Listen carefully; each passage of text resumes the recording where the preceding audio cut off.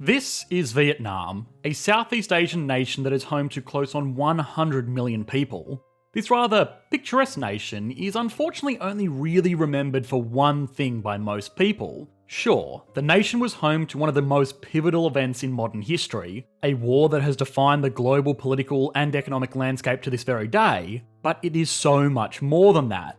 Vietnam is one of the fastest growing economies in the world. In 2019, its growth was only beaten out by a select group of far smaller and far more unstable national economies. With a huge and very hard-working population, not to mention a powerful ally to its north, it could be the country to watch out for in the next 10 years. It is poised to make such a large impact on the global stage that its history will no longer be the first thing people think of when they think of Vietnam. But this success is by no means guaranteed. As with many other nations in the Southeast Asian region, it has many hurdles it needs to deal with to become a fair dinkum developed economy. The middle income trap, global trade hostilities, an increasingly competitive global market for manufacturing. And if all of that wasn't enough, let's not forget a global pandemic and ensuing economic crisis to really spice up this obstacle course on their journey to success.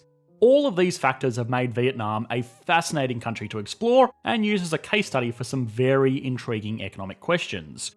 Foremost amongst these questions is a challenge to the assumption that all nations can become developed economies just so long as they embrace industry and free trade and free markets. So, what has been behind Vietnam's economic growth? What will the impacts of 2020 be to this economy? And perhaps most importantly, how will this nation break in to the developed nations club? Or could Vietnam go to prove that there is only so much room at the top of the global economy?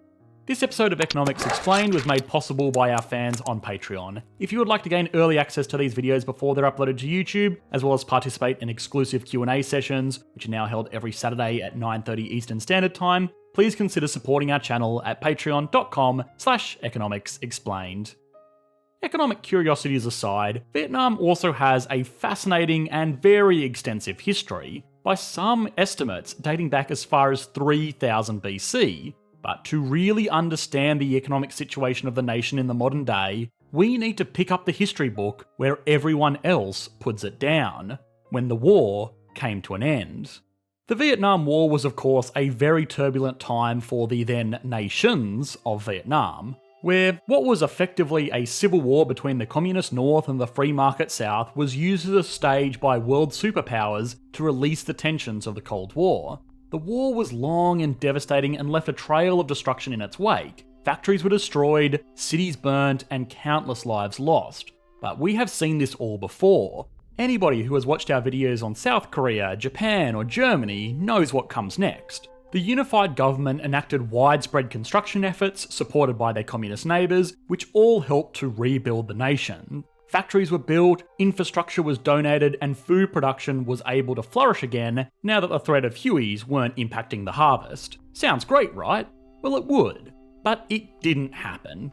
Actually, post-war Vietnam is one of the few nations in modern history to experience a sharp economic decline during a post-war recovery period. This was all down to a few key factors. For starters, its largest and most logical ally was China. They were both neighbouring communist nations that could go a long way to helping one another out, but there were some problems with this little match made in heaven. The first was that the newly unified Vietnamese government was strongly allied with the Soviet Union, and while technically China, the Soviet Union, and almost all of the other communist states were cool with one another, it was kind of like choosing between a parent in a divorce. The other one is still going to love you, but just a little bit less. China saw Vietnam as a threat to its sphere of influence in the region, so wasn't super keen to help them get back up to fighting force. These mild tensions then boiled over when conflict broke out between Vietnam and Cambodia, just 4 years after the end of the American-Vietnam War. Hao Gaofeng's Communist China and Pol Pot's Cambodia were very close allies at this time, so these hostilities sealed the deal that no help was going to come from China. Now, the lack of foreign support and getting into yet another war certainly did not help the freshly unified nation, but perhaps its biggest problem was that of internal policy. industry and commerce in the South had run off free market principles up until 1975, all of which came to an end after the unification of the nation. The business owners and workers who did not flee the nation after the end of the war were now working for the state under a heavy system of bureaucracy that favoured the North. It favoured the North because, well, while the nation was technically one, there was still a lot of animosity amongst the people that saw each other as enemies. The South also lost a lot of the support it was previously receiving from nations like the US, so many infrastructure projects just came to a complete halt. The destruction of functioning markets, another war, the lack of outside support, and a government desperately trying to string all of this together with fundamentally flawed 5-year economic plans meant that Vietnam quickly became one of the poorest nations in the world. During the early 1980s, it had a GDP per capita of around $200 adjusted for inflation. For reference, there is no country on earth that is this poor today. Now, of course, all of this started to turn around with the rollout of the Doi Mai. This plan loosely translated means renovation, and this was an apt description for this policy. It was a plan to transition the country from a centrally controlled command economy to a market-led, socialist-orientated economy.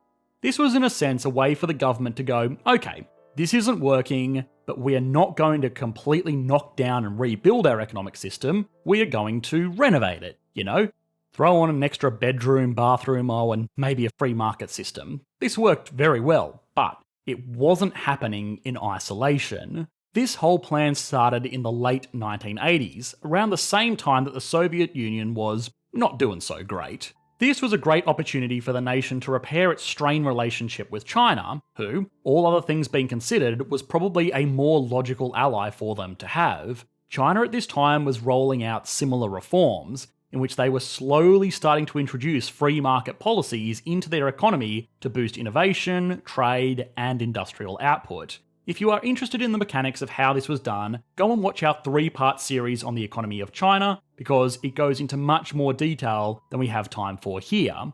Now, the economy of Vietnam has done well of its own accord, but it's no great secret that a lot of this growth has been achieved by piggybacking off the rise of China. And look, there is nothing necessarily wrong with this. A lot of nations have done very well off second-hand success from China.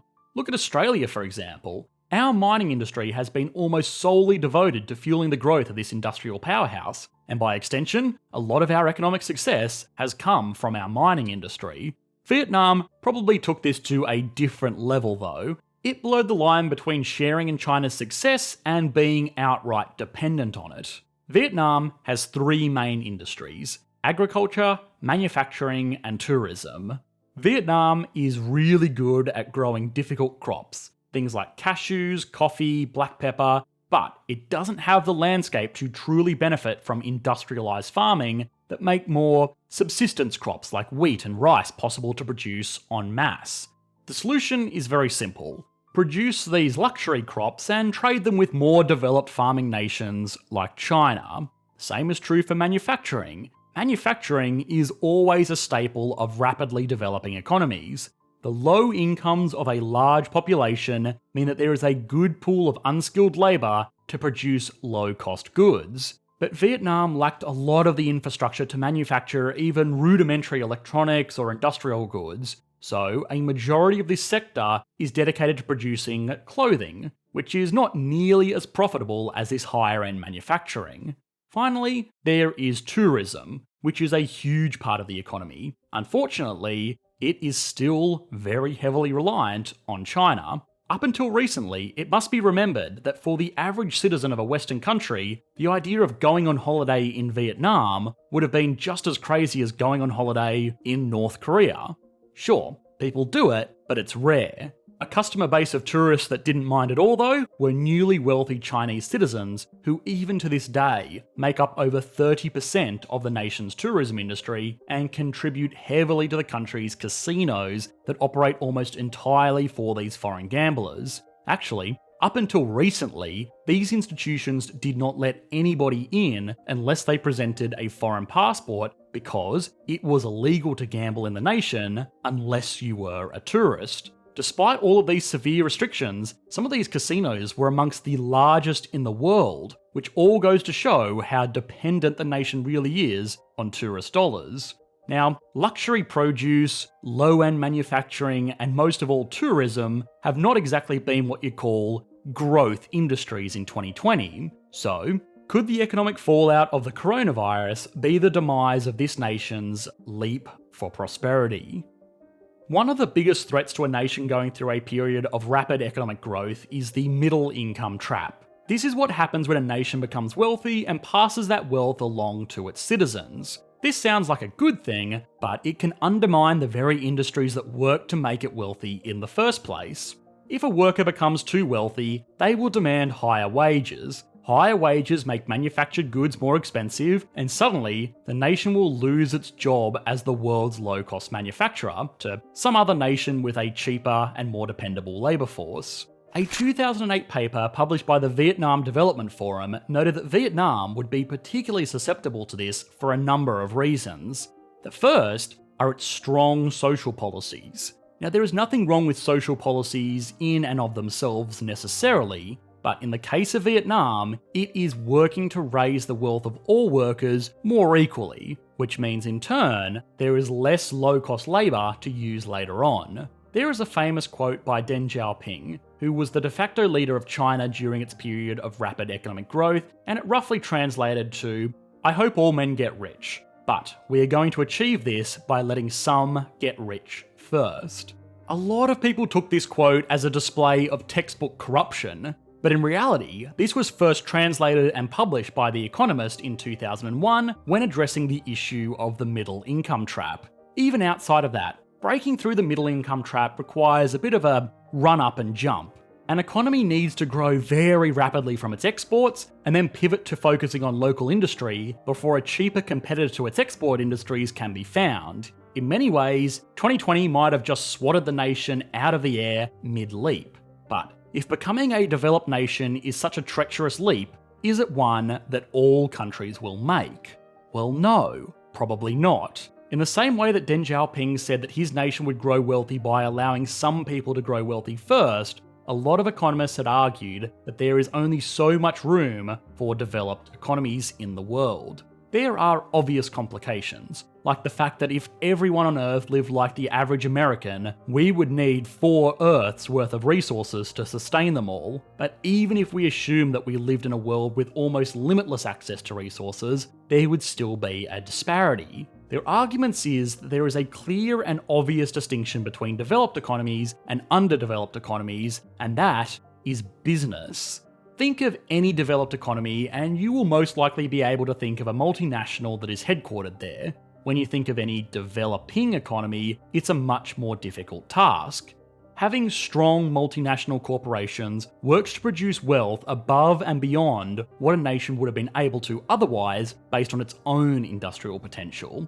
Nike, for example, makes shoes in Vietnam from plastics produced in China and then transport these shoes on Greek ships to the UK, where they are purchased. Throughout this entire process, the USA has not been at all involved. Although, when Nike turns a profit, it's the USA who benefits. Now sure, this type of global industry is a win for all of those involved. It's produced jobs and income to all of the nations that form this supply chain, but they did not win nearly as much as the US did.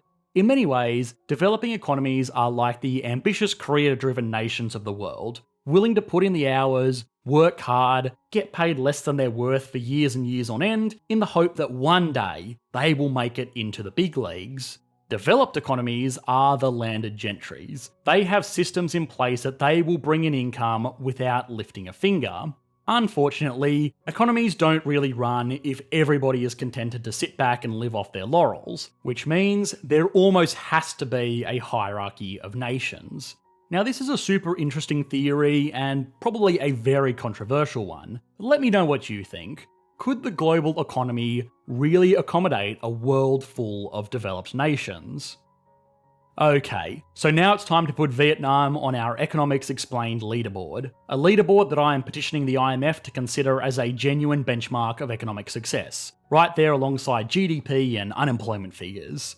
Vietnam's economy is growing rapidly. but it is still not huge. With a GDP in 2019 of around $262 billion US, it gets a 6 out of 10. GDP per capita is much the same. It has made massive improvements from where it was just a few short decades ago, but it is still a poor nation. With a GDP per capita of around $2,715 US in 2019, it gets a 3 out of 10.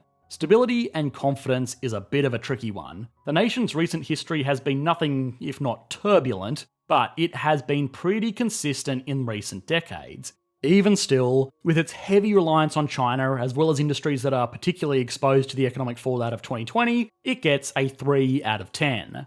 Growth. Well, it's one of the fastest growing major economies in the world. It cannot get anything other than a 10 out of 10. And finally, industry. Well, as we have seen, it has been improving and it has been diversifying, but it is a long way from where it probably is hoping to end up, with a majority of its workforce still in non-industrial agriculture. It gets a 3 out of 10. So this gives the nation an average score of exactly 5 out of 10 and puts it in 5th place on our leaderboard.